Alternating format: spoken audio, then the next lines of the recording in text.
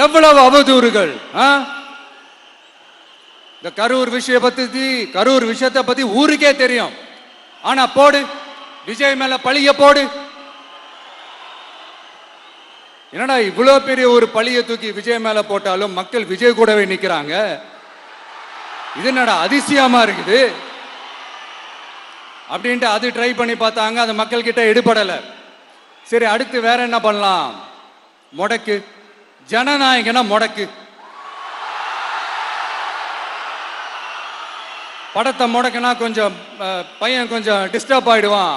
அதனால படத்தை முடக்கு. இது யாரு முடக்குனாங்கன்றது உங்களுக்கே தெரியும். அது நான் சொல்ல வேண்டிய அவசியம் உங்களுக்கு இல்லை. ஆனா இவன் நாடா இவன் படத்தை முடக்கினாலும் அவன் பாட்டுக்கு அதை கண்டுக்காம அவன் பாட்டுக்கு வேலையை பார்த்துட்டு போயிட்டே இருக்கான். அதுவும் எடுபடலை. சரி, அடுத்து வேற என்ன பண்ணலாம்? போடு, எஸ்ஓபின்னு ஒண்ணு போடு. விஜய்க்கு மட்டும் தனியா ரூல்ஸ், தனியா ரெகுலேஷன்ஸ், தனியா கண்டிஷன்ஸ். அவனுக்கு மட்டும் போடு. மற்ற கட்சிகள்லாம் விடு, விஜய்க்கு மட்டும் தனி கண்டிஷன்ஸ் போடு. அவன் வெளியவே வரக்கூடாது, மக்களை சந்திக்கவே கூடாது. என்னாச்சு? அதுவும் எடுபடல.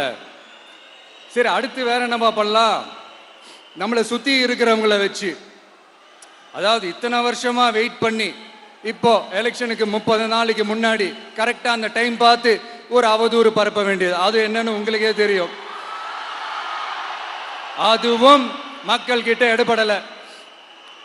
அது மாதிரி எத்தனை சோதனைகள், எத்தனை வேதனைகள் நீங்க கொடுத்தாலும் இந்த திமுக நாளையோ இல்ல இந்த பாஜக நாளையோ இல்ல இந்த மற்றும் பலர் நாளையோ இல்ல எந்த